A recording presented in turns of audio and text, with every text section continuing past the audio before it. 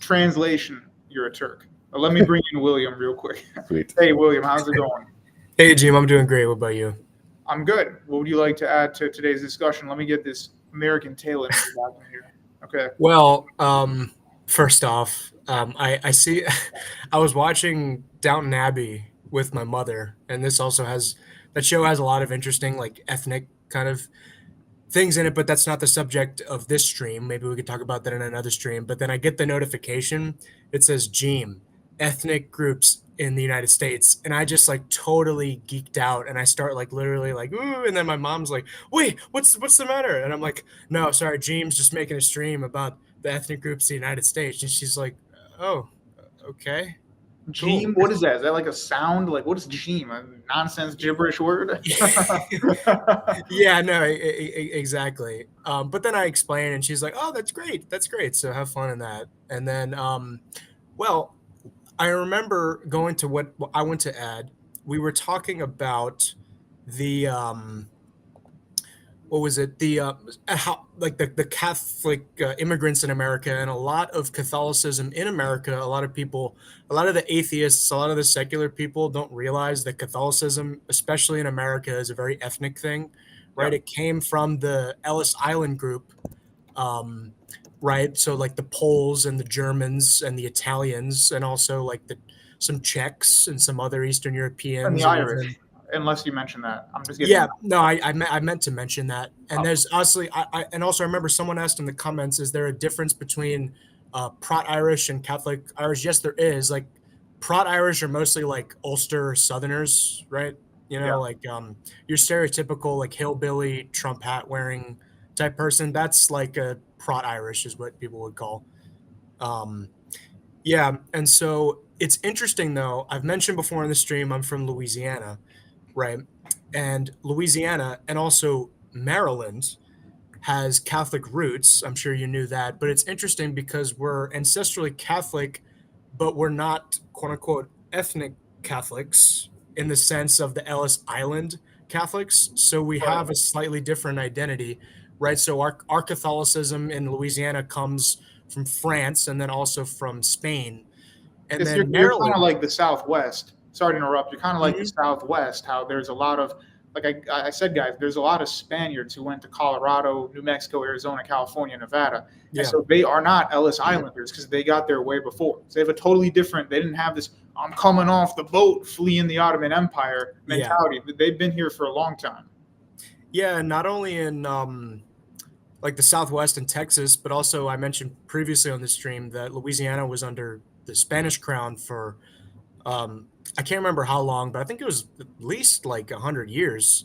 And then also Spain controlled the entire Gulf Coast from New Orleans all the way to like Pensacola in Florida. You can see like the northwestern part of Florida, right? So they owned Biloxi and Bay St. Louis and Mississippi, and they own Mobile, that tiny part of Alabama that sticks out. And that's actually an interesting history there of why that part of Alabama is not part of Florida. It's an interesting history, but that gets a little bit more complicated. And then in Maryland, it's interesting because it's thought of like pedagogically as like the Catholic colony, right? In the 13 colonies, because Yeah, because it wasn't Ellis Island. Those were just some actual Catholics who came over from day one. But if we're talking about the huge populations of Irish and Italians, that wouldn't be the same as Maryland and as you're saying, Spanish and French, Southeast United States.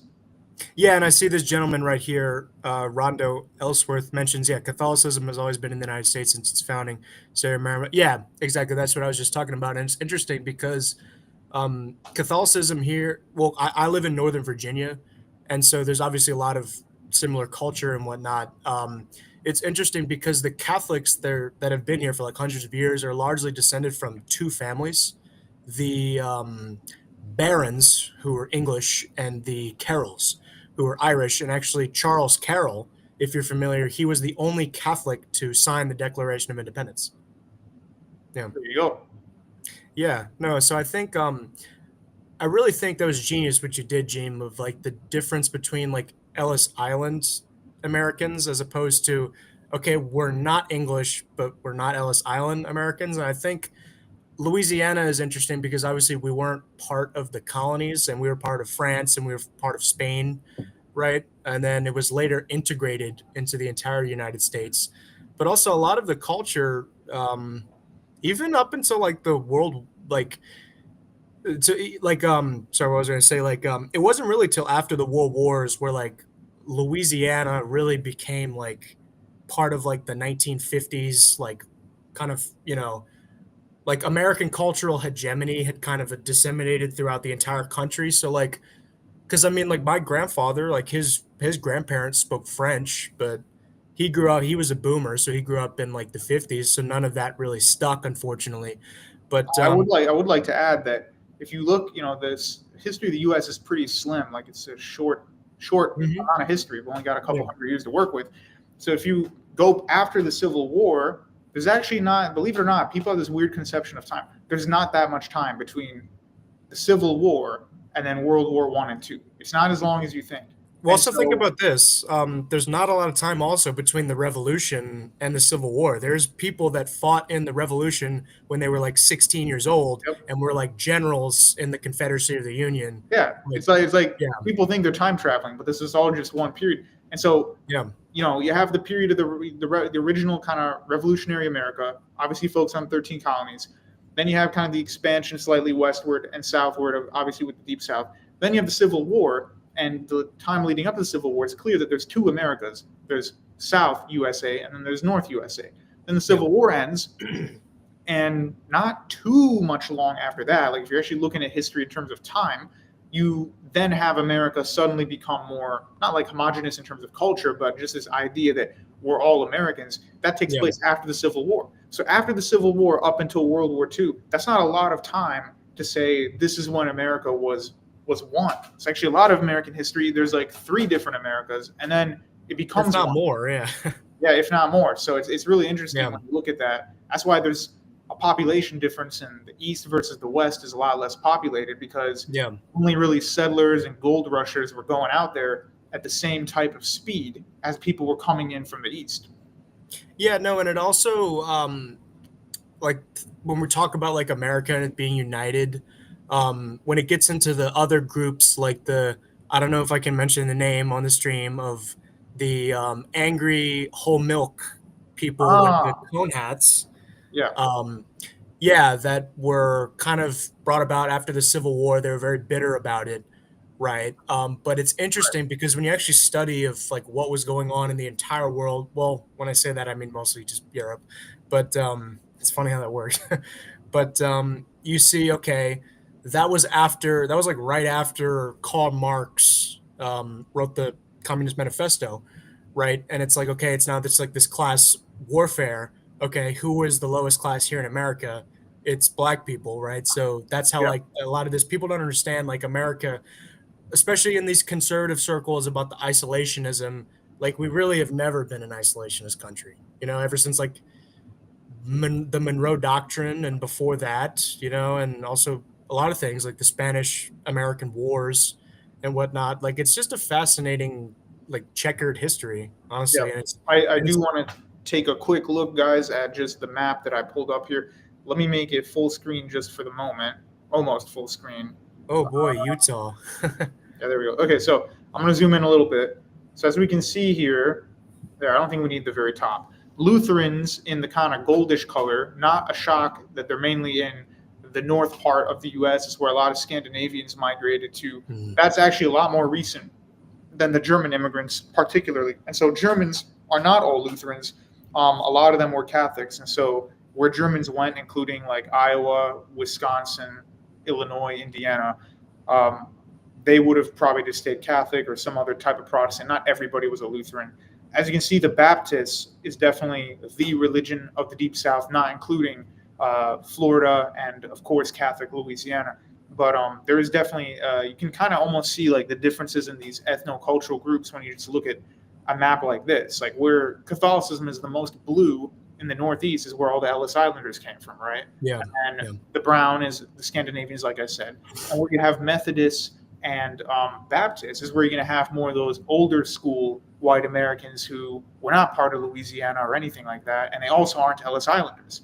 So you can kind of look at America that way, and then of course you have Mormons and whatever, but that's a whole other topic. Yeah, and there's also a very stark difference. A lot of people don't understand, a lot of the, you know, tiny mustache man followers and those type of, supremacist people don't understand that there's like a huge difference among not just with like black people and Africans who have come here in the last like 50 years. There's also a huge difference among black people, right? So like in Louisiana especially, there's like the Creoles, right? And so Creole originally meant what, however numerous Quebec. Oh, sorry, I Oh, couldn't finish the sorry. comment. Didn't mean to Yeah, hear. Yeah, go on with the Creole. yeah, so it's interesting because a lot of these ethnic terms, I remember I was telling you about the first stream I came on about how people change over time. People can become, anglicized, people become Hispanicized, become Hellenized, right? And just how what people use, like ethnonyms and endonyms can mean different things to different people, especially if it's from different times. So Creole originally meant that you were like your parents were from Europe, but you were born in the New World.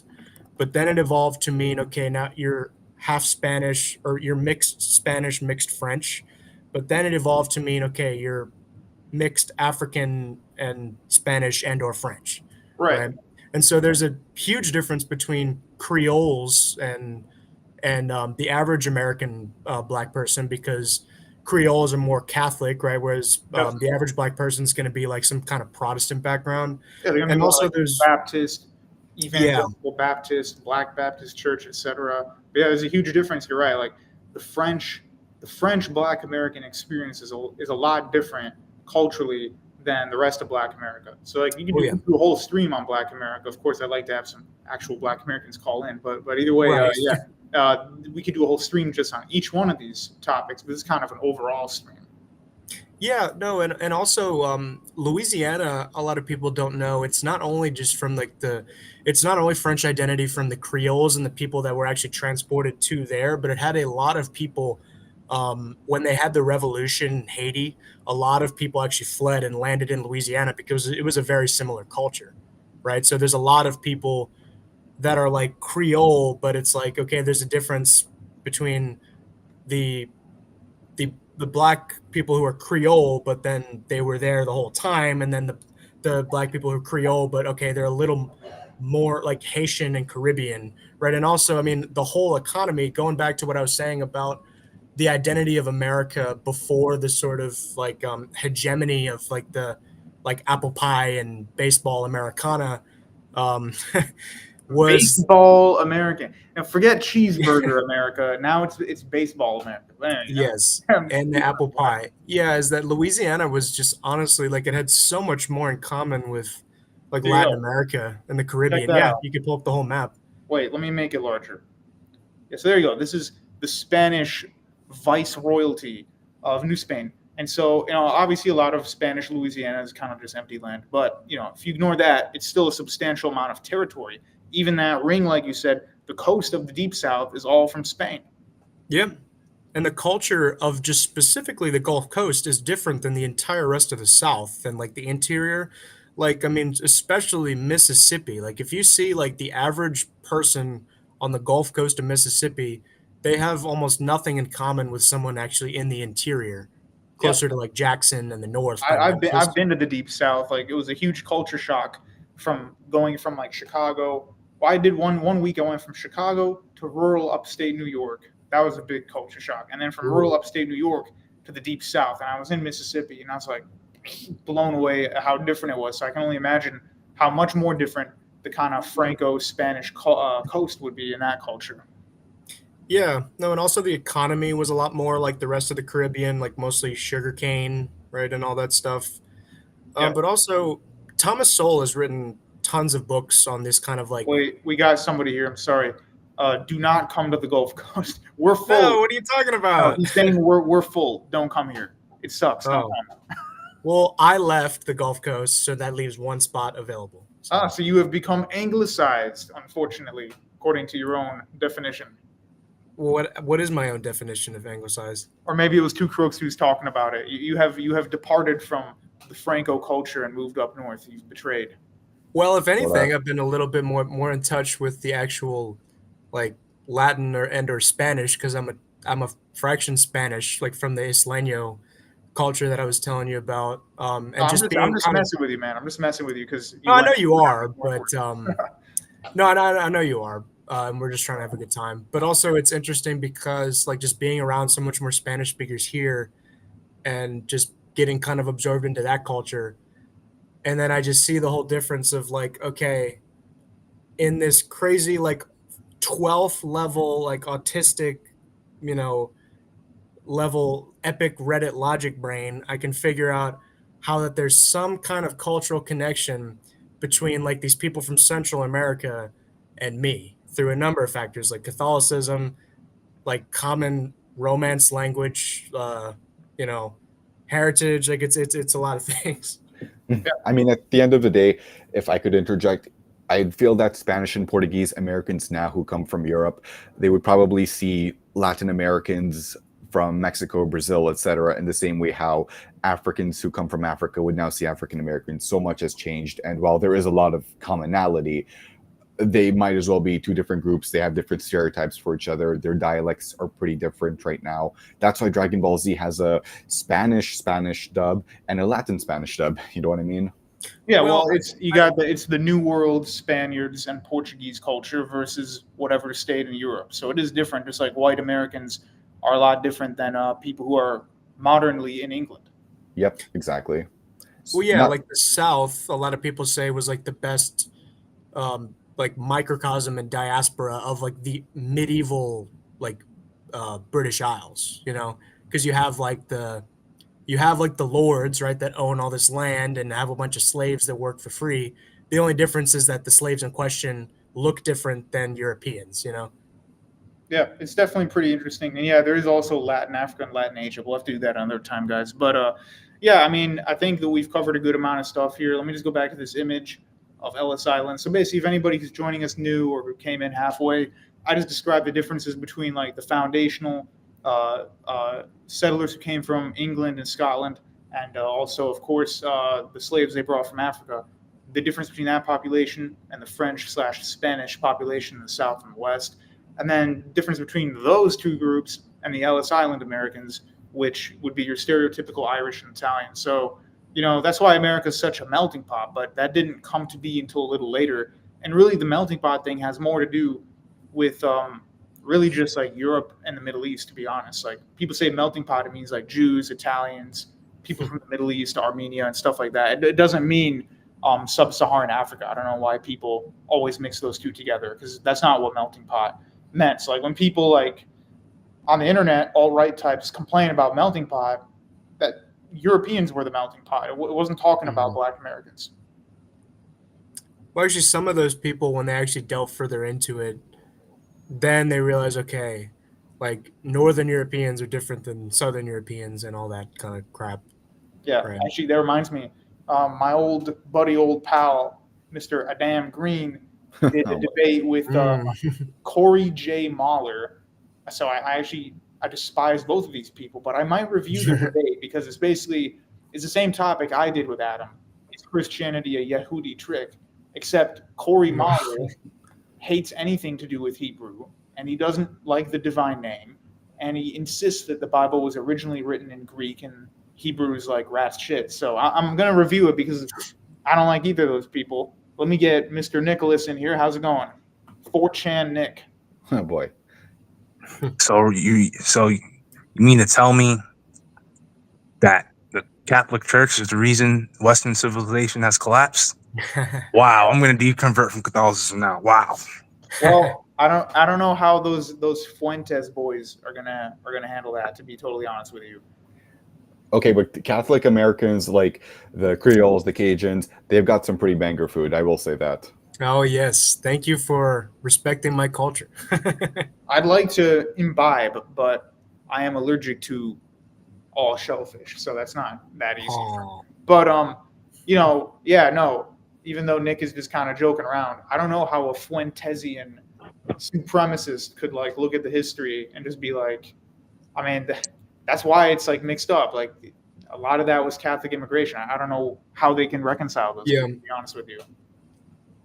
Well, also like the whole thing with the Catholic immigration, like a lot of people, like the way that people use the same arguments against like the Hispanic immigrants now, like it's the same rhetoric that was used against like the Italians and whatnot. Been cold this quarter, guys, but trying to shoot his way back into a group. Hey, what's that audio, Nick? What are you playing for us? I'm playing a video game in the background. Oh, okay. Well, yeah, it is interesting how like the stuff changes. Like, it's I don't know, like it's weird. Like, I think America today is a lot different than what it was even post World War II. Post World War II, there was this big homogenous America, but there's still a lot of distinct cultures. Whereas now, I feel like maybe the internet and transportation and modernism has kind of killed that. I don't think America's as, ironically, it's more racially diverse than it's ever been, but it's less culturally diverse. What do you guys think of that? Yeah, well, I mean, people just generally speaking, because I know a huge controversial topic is like interracial marriage and whatnot. And what I try to tell like my more liberal friends is like, when people were mad about someone marrying outside of the culture, like it wasn't just black people and white people. Like even if you were like German and you're like, you know, Lutheran or evangelical and you're going to marry like a Italian Catholic, like that was scandalous. A lot of people like dude, it's just white and black. That's it. There's no other people on earth. Yeah. You're either white or you're black. Nothing else matters. That's it. It's all just white and black. Yeah, and it's not necessarily because they hate the other culture. It's just because they want their kids to continue the family traditions and whatnot, you know? Yeah, there's a lot of that stuff in the old world too. Like a lot of Han Chinese from the north don't exactly like Cantonese from the south, even though to us they'd just be like, oh, there's a bunch of Chinese people, but they don't have massive problems culturally. Like a lot of Han Chinese in the north don't want to marry people from Thailand. I mean, and that's just how it is in a lot of the world. Yeah, no, exactly. So, but yeah, you're right. A lot of the whole interracial stuff that wasn't necessarily interracial; it was interethnic. So, like, you're right, like a German Lutheran or something wouldn't marry, you know, a New Jersey Italian Catholic. It's just there were different communities back then. I think the Italians have done one of the better jobs of all the European ethnicities at kind of staying unique. Maybe not so much today, but up until like 30 years ago or so, yeah, you could say like, bam, that's where Italian American culture is. It's a little bit different now, but they did a decent job at staying insular, actually, believe it or not. Yeah, I mean, I think the Germans did so too, because when we think of like, you know, Ohio and like Indiana, we think of just peak, like just German industrial, you know, type America. Even if like they don't necessarily speak German anymore, a lot of people that are older remember, oh yeah, my grandparents spoke German. Yeah, no, that's definitely there. It's definitely there in like a lot of the, I don't even want to say rural, but even just suburban areas anywhere in the Midwest, all the way up to like the Dakotas, you'll find Scandinavian and German culture. And it's pretty profound. But it's just ironic that those are the same people that, not the exact same, but a lot of Germans and a lot of people of English ancestry tend to be the ones that are more liberal, but they have kept on a lot of their traditions too. Like you can tell when you're in a quote Celtic area historically versus a German area in America. Even if nobody's speaking the language, you can kind of tell the difference.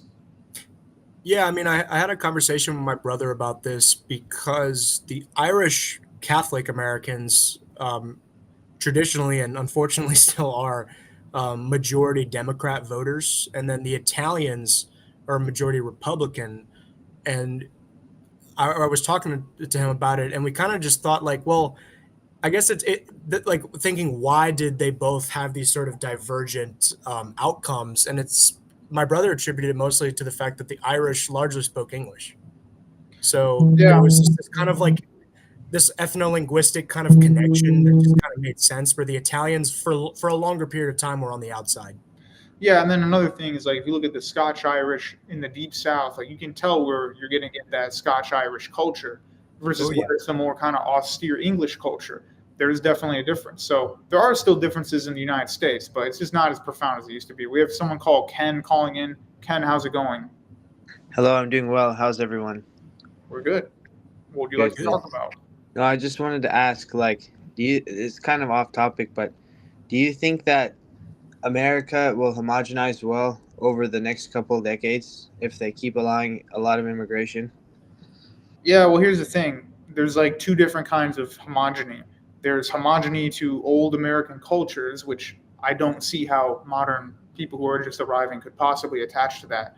But then there's the kind of homogenous, just anywhere internet culture. And I think that anyone can kind of homogenize, assimilate to that, which what I mean by that is, someone could come to a big city like Chicago or New York City, and maybe not them, but their kids would instantly assimilate into the modern, TikTok, whatever culture, and they'd wear jeans and stuff. And I don't think there would be a problem with that per se, but that's not really a culture. Just being on the internet and wearing jeans, like that's not a culture. So it's hard to assimilate people into like a 200-year-old American culture. But yeah, I mean, there is always a problem with when you're looking at immigration. You don't want to get all your immigration from just one area.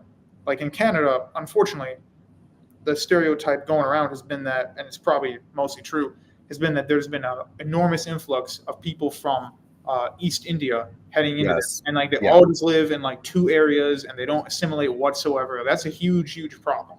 So because I am from Canada as well, yes, there was a controversy that a lot of our Indian immigration comes from one specific area in India. And while there are numerous Indians who do choose to break the mold and live outside, adopt Canadian culture, not be so insular, because it is coming from that one specific area, which some have linked to political corruption, it does mean that a lot of their baggage tends to end up in Canada. I believe there was a controversy regarding an assassination of some sort of Sikh politician or whatnot in Canada, and we couldn't do anything about it. And believe it or not, it's actually other Indians, Pakistanis, Bangladeshis that are also complaining about this because they don't think it's fair that all the South Asian immigration is coming from one specific area. And that's not really balance or melting pot. That's just basically giving a blank check for one group of people to effectively create their own state within a state and not want to assimilate.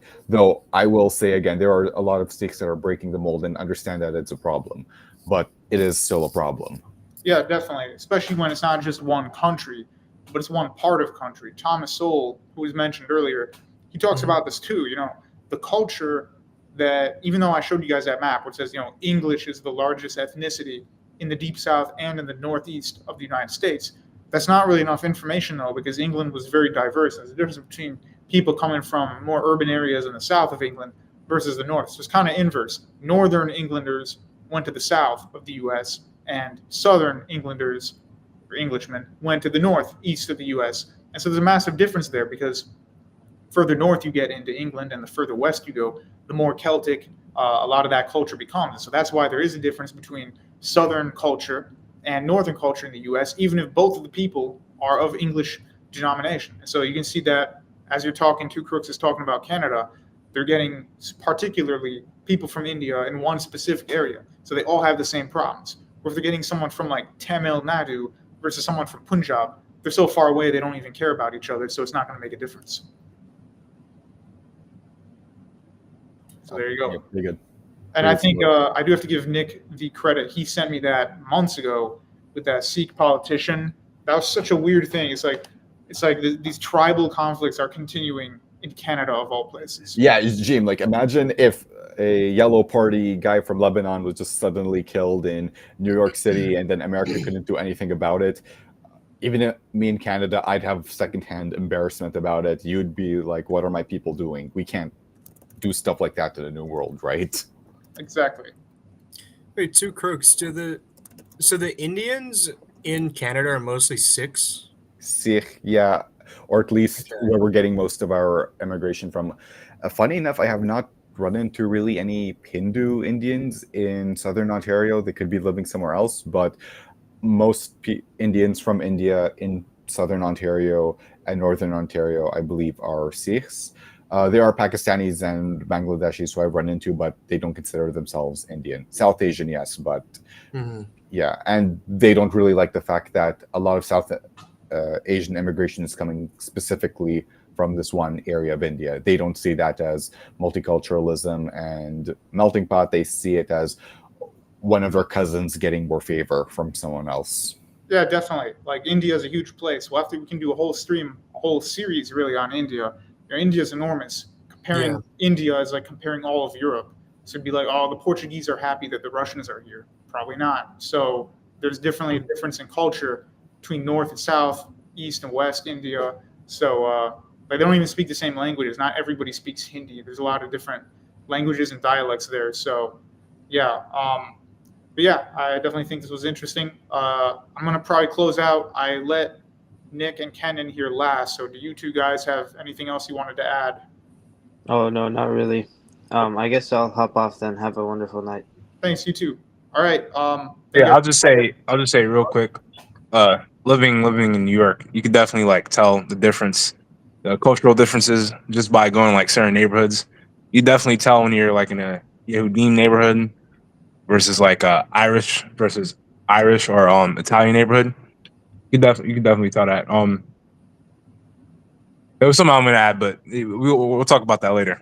You All can right. tell. Yeah. Well, you can, well, I gotta ask something now, Nick. Do you spend a lot of time in these Yehudi neighborhoods in New York? Because some of the people who watch and stalk this channel might have a problem with that. cream cheese bagels. Get those cream cheese bagels from the Yehudim neighborhoods. Not Yes. usually. Yeah, I do actually, because their neighborhoods are nice and their buildings are nice. I actually got to do service on one of them, and it was like the nicest building I've been in. And there's like certain buildings that are like a similar construction, but they're not as nice. So yeah, I love spending time in their neighborhoods. All right, guys. In case you didn't understand what just happened, he just basically said he's allied to the Yehudi. It's over. Dude, he just So wants we're those done. cream cheese bagels with lox. That's what he wants. Yehudim stuff, hilarious. All right, well, thanks guys for calling in. I'm gonna close out the show, and Thank you. I'm not gonna do one tomorrow. Thanks, I might do one Saturday evening, so Sweet. in case anyone's gonna be hanging around. All right, thanks guys very much.